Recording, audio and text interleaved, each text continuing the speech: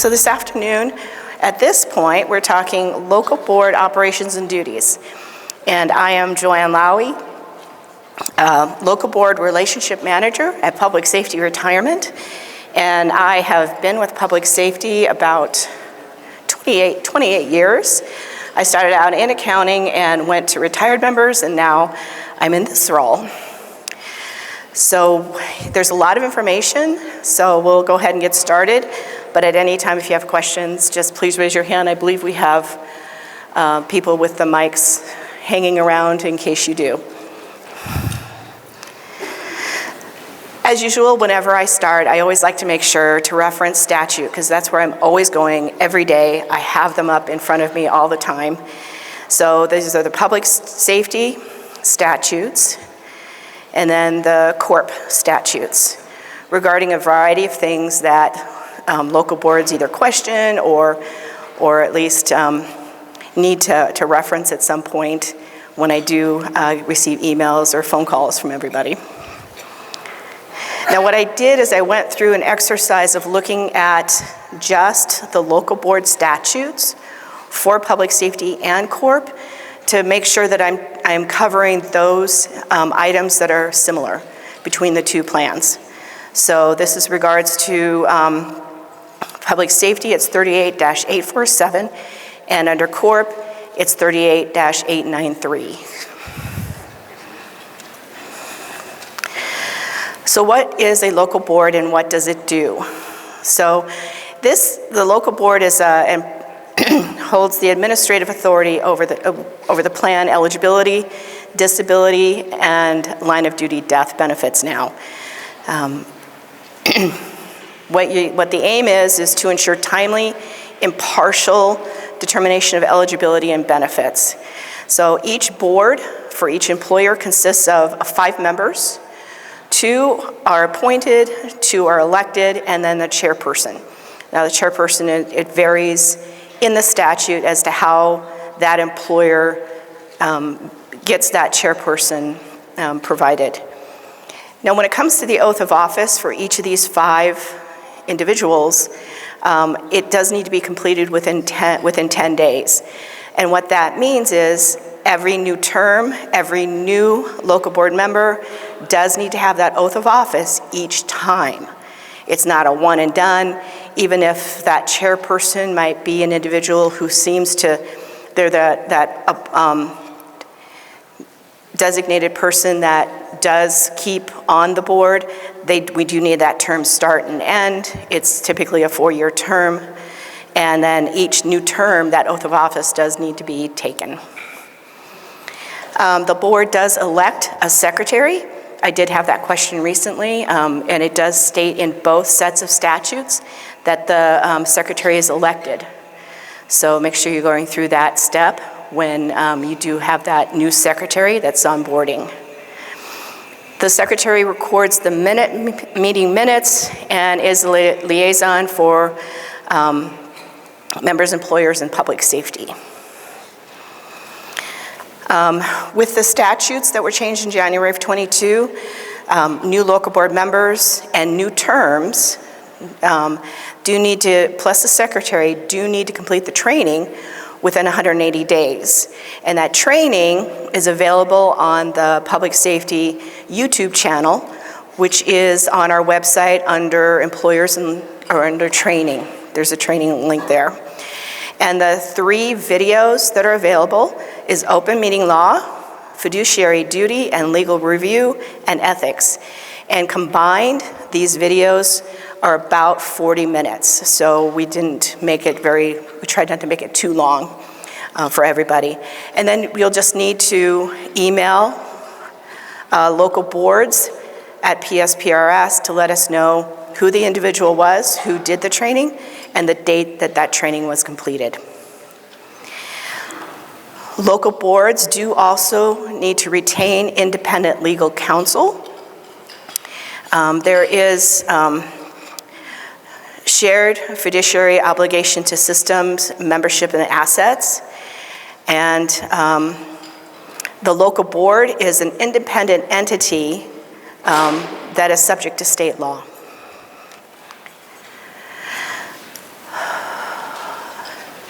One of the things that is in statute, and we also recommend, is that the local board adopts the PSPRS or Corp Model Uniform Rules, and that is on our website under Forms and Resources and Employers. There's a link to that information. These were updated in December of 22 right before the statute went in place in 2021, when statutes changed in January of 22. What's important for us on our side, if you could please update us when there's any changes in the board members, in the secretary, in the legal counsel. It's keeping us updated, helps us to be able to update our side of the reference that all of our staff uses in case they do need to reach out to anybody, whether it's the employer or the local board. That form also includes the payroll individual, HR, and finance contacts. And again, that's important, and it actually is important for PAS as we're leading into setting up access into that employer self-service portal that Robert was showing earlier. Now, the other piece of information that I know has, it kind of does not really get out there is that the local board does need to meet at least twice a year. That is in our statute. I know some of the smaller boards may not have a lot of information, new hires or disabilities or line of duty deaths, but there is a review of the actuarial valuations that should be done.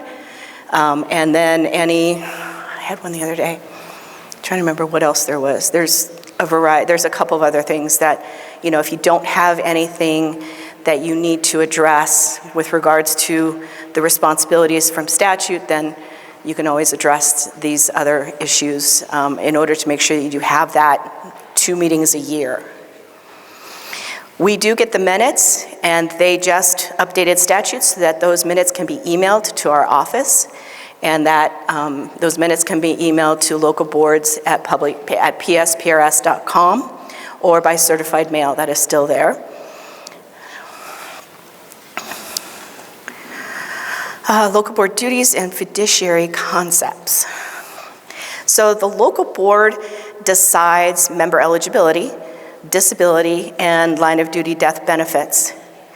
And apply all statutory requirements for all of that information, which again, it's various reference statutes that are that I noted at the beginning. The local board cannot change, subtract, add, or anything to the statutes or to their decision, so it does need to follow statutes in order to be able to take care of those responsibilities, eligibility, and of those 3 items. The other thing that boards do need to take into consideration too is return to work. So don't forget about that little piece of statute. Making timely decisions, and typically when we're talking about timely decisions and the 90-day statutory requirement, we usually focus in on disabilities, but actually that 90 days does not specify disabilities. It's across the board. If you do get something from the member, which it can be referred to as a claim, then the board has 90 days with which to set up a meeting and to address that claim. Don't forget there is a rehearing process, so most of the times that is with disabilities I've seen, but the member has 60 days from notification, which we always recommend that you provide that notification to the member in writing so that you know that they have received that information, and then they have 60 days to respond to the local board to request that rehearing. Now, the local board, part of that step in disability eligibility is to appoint an independent medical board with a designated physician. So don't forget, I try to remind people when I talk to them, it is an independent MD, medical doctor, for both physical and mental conditions that the individual may have made application for. So make sure it is an MD. We have kicked back disabilities to boards when they do not use an MD. Usually that's when members make application for a mental condition disability. And we do kick those back, and the board has to start all over again. And so we'd rather avoid that by reminding you that it does need to be an MD that does review and does do that medical, independent medical review.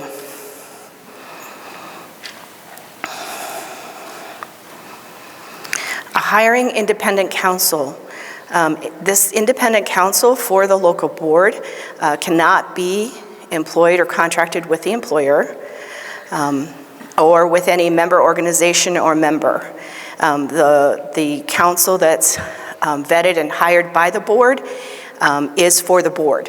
And so remember that,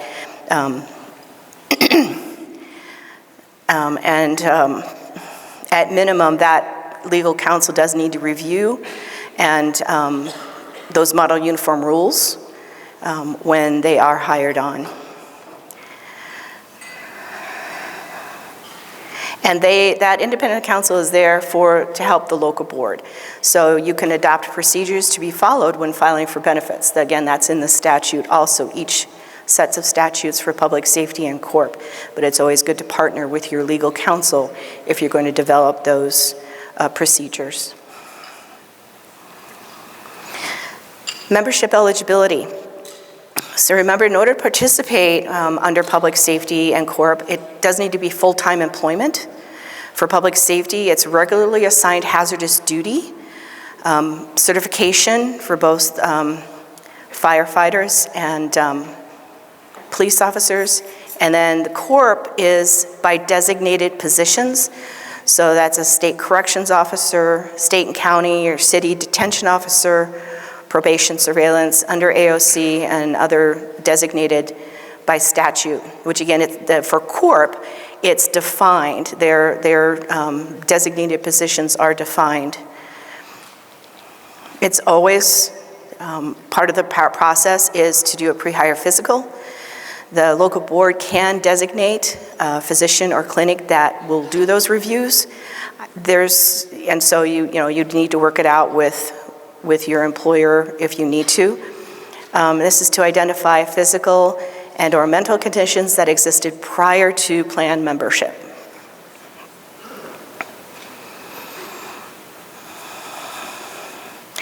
The local board will get that, and if you review the model uniform rules, it's really a nice layout of how those pre-hire physicals need to flow. And it's once the secretary receives the report, then it can go on to the board agenda to review. If need to, go into executive meeting to discuss, but it does need to be approved in open meeting. The way that and in statute it does state that local board secretaries file the pre-hire physical report as a permanent record for each member. And this is for reference potentially down the road if that individual does need to make application for disabilities. That part of that review is to look at the pre-hire physical.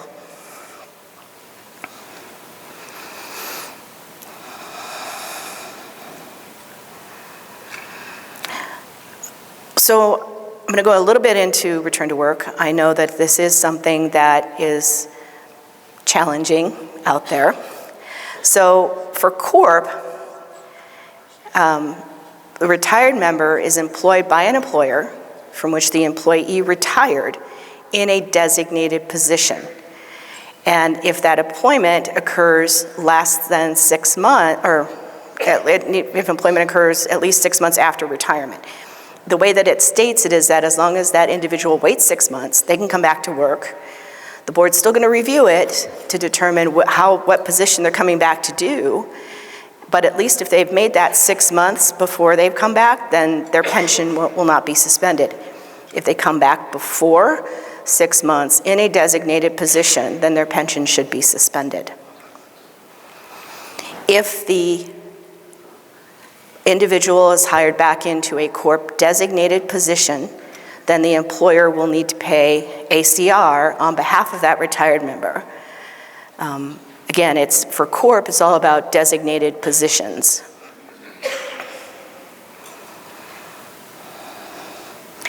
So I was trying to think through some items that I know boards have potentially looked at when it's regarding return to work. Because anytime a retired corp individual returns to work for an employer of the plan, the employer should review it, whether or not they've met that 6 months or not, because we need to know if ACR is payable. So, same employer, designated position before 6 months, that's when the pension should be suspended. It's all about that individual returning before that return to work time frame that it's going to impact them with their pension being suspended. A lot of it is just a simple, let's look at it. If it's not designated position, then is alternate contributions payable or not? Yes or no? It's just to make sure that any retiree that comes in to being employed by the employer, that it is reviewed. A lot of times the impact has to do with insurance subsidy. Because if it's not reviewed by the board, then that's where it's going to impact whether subsidy is applied or not timely. So that's why it's important for the boards to address that return to work of a retired member. So what we're looking for in the minutes is the name of the retiree, date of rehire, designated position or not, before or after 6 months, is alternate contribution payable. If it's a different employer, then it's name of retiree, date of rehire, is it a designated position or not, is alternate contributions payable. Because again, if the individual goes to a different employer, they don't have to wait that 6 months, but if they're hired into a designated position, ACR is going to be payable to the plan. Public safety return to work. A retired member is reemployed in any capacity by an employer retired from the employer before 6 months after the date of retirement, which is a key part of this return to work, or same position at any time following retirement. So date of retirement is the first of the month following the member's retirement with the employer. And it's important because of how potentially that 6 months is going to work or how that 60 days might work. So when it comes to this return to work to the same employer before 6 months after the date of retirement, we have to be notified within 10 days. That's where that part of the statute comes into play. And the pension should be suspended, and perchance any repayment of pension. So if that individual came back at 5 months and 5 days, and it was counted from the date of retirement potentially, with the employer, not the date of retirement for public safety, then that individual would need to repay the pension to the plan because they returned to work early and their pension would be suspended. When it comes to the 60 days, which is probably on the next slide, we did have an employer who counted like 57 days from the date of retirement with the employer. And so when it came time to review it, we realized what was happening, and that member had to repay a month of the pension, I believe it was. So just keep that in mind when you're working on the return to work, that they do have to have that true 6 months from date of retirement or 60 days. So that 10 days and the potential 6 months and such don't apply if the retiree is rehired after 60 days with the same employer. So by going through an open competitive new hire process, or hired as a firefighter or arson investigator, or receiving a disability and accepts a job reassignment. Now, what happens if the employer hires that individual into the same position is that their pension will be suspended. But that same position is whatever they were doing at the point of retirement. That local board needs to review what that position was at the point of retirement and then what their new position is. And if there's anything similar, then that pension should be suspended because it is same position. And again, for public safety, I tried to think about some things that I know that I've addressed with employers with regards to same employer or different employer and what we're asking to see as a review. And again, that's if a retired member returns to work for a public safety employer, the return to work should be reviewed in those scenarios. The board should be reviewing those. Again, under public safety, it's similar to CORP in a way. Name of retiree, date of rehire. Is it a public safety eligible position? Is it before or after 6 months?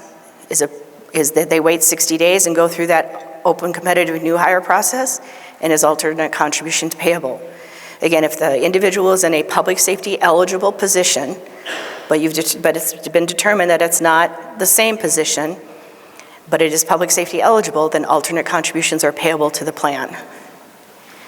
If it's a different employer, there is no time frame because they've had that bona fide separation of service with their employer that they retired from. So going to work for a different employer, again, that local board does need to review. And on the minutes, what we hope to see is name of the retiree, date of rehire. Is it a public safety eligible position or not? And is alternate contributions payable or not? Again, this information does get provided to other departments here at Public Safety so that they can ensure, especially our insurance group, so that they can ensure that subsidy is provided to the employer timely upon that request. So just a little bit about local boards and that disability eligibility process. Again, appoint a medical board, designated physician or physicians working in a clinic other than the employer or member's physicians. Finding of the disability is based upon the medical evidence reviewed by the physician appointed by the local board. Again, that's part of the 38859 for public safety, and under CORP, it kind of breaks it out into a couple different statutes, 38886 and 38886.01, I believe. I worked under public safety more often than I did CORP when I did those. Any conflicts do need to be resolved by the local board. So what I've seen currently is the questionnaire would have that box marked yes by the independent doctor saying that there is a conflict. And then the IME doctor will go ahead and in the report provide information, but we're coming into this as the last group of people who are reviewing this information. So if the board does not discuss it and provide us with why they still went ahead and awarded it or denied it, then we will probably kick it back and ask the board to opine on that a little bit further.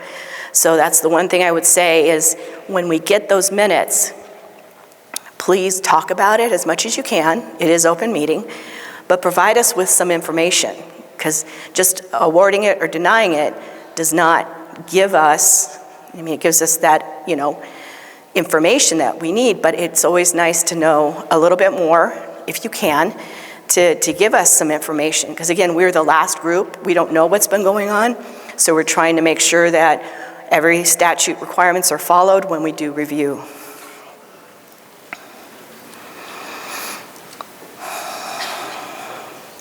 Again, the physicians is a medical doctor, an MD or a DO when it's a physical condition. Mental condition, again, MD does need to be appointed. We look for the draft local board minutes along with the application and the other handful of disability forms that are found in our retirement spreadsheets. We're still using those right now. So, and if you need help with that spreadsheet, just let me know. It's an old and cranky spreadsheet.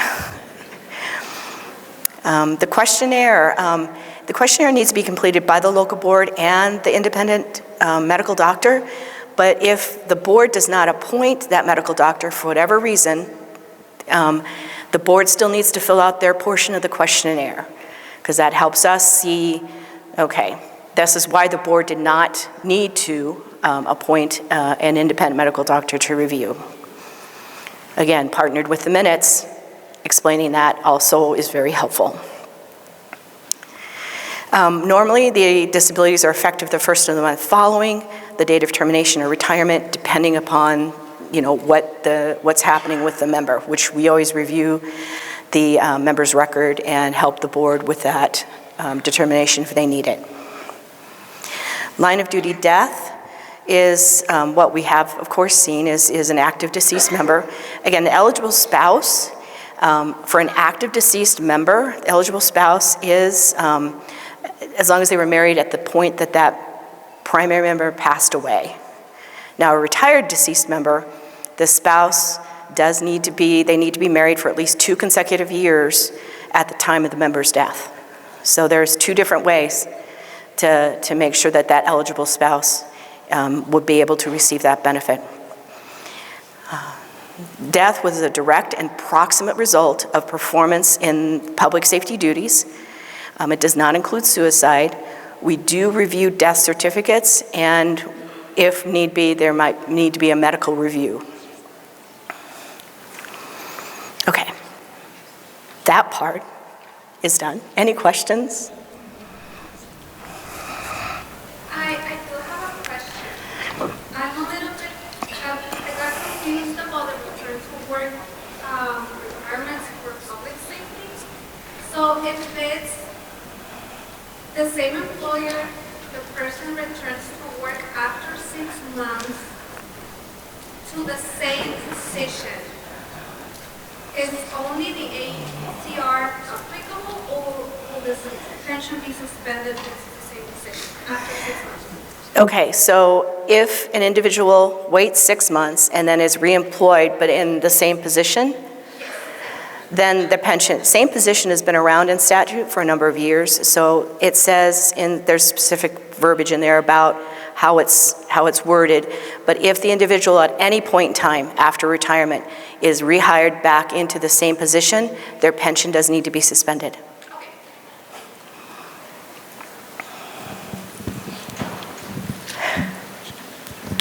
Question on the independent medical board, is that exclusive of the actual local board, so it'd be all different members, or is that independent medical board also comprised of the actual local board?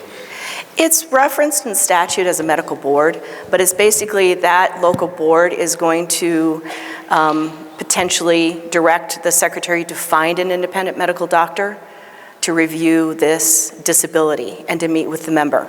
So there's a variety of ways that I've seen that happen, and typically what we're going to do is, if you need help with that, I'm going to find about 3 other boards and I'll give you their contact information, because there's either they've addressed that before and they do have a doctor that might be able to help that they've already been working with, or they're working with, there's a company that some of our boards use, but typically we're not involved in that, so that's why I provide local board contact information so you can work with them and find an independent doctor. But it's the way that it's worded in statute. It says medical board, but it is just the local board appointing either a physician or a clinic to review this disability. And they would just take that doctor's decision into account for the local board.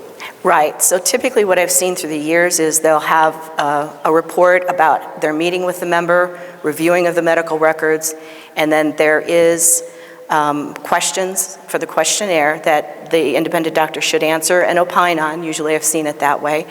And then if the board needs some further assistance, our local board manual, towards the end of that manual, that's on our website, it does have samples of letters that you can send to the independent doctor asking about it. But, you know, at least get with that information. But the questionnaire questions is what the independent doctor is going to opine on a little bit more on the report.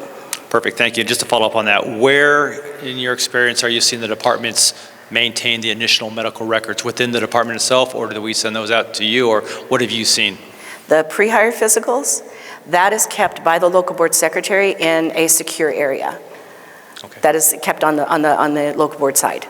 Perfect, thank you.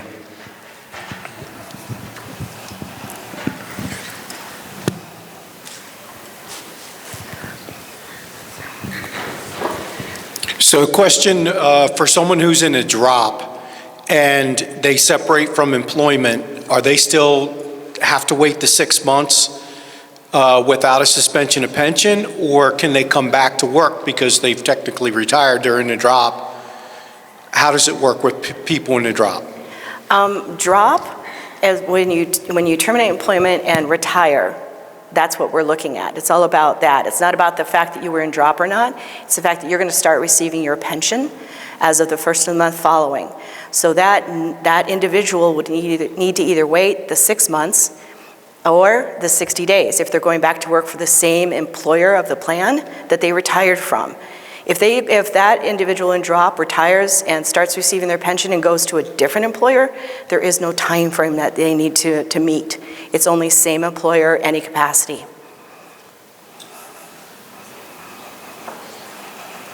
Anybody else? Okay, I just need clarification on the return to work.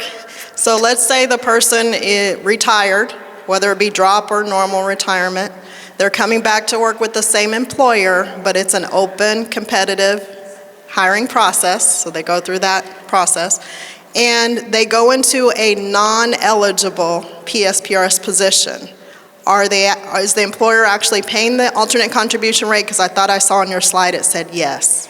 Well, one of the questions is, do they need to be? That's what the board needs to ask that question. Are alternate contributions payable?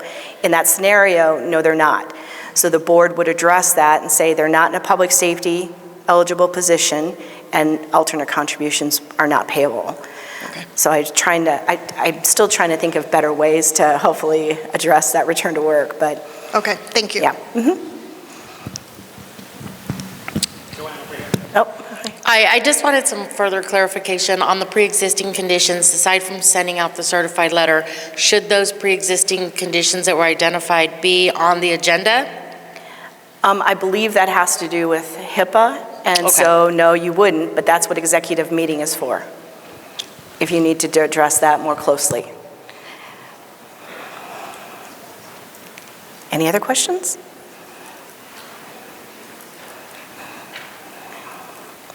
Okay. You still get me for another presentation.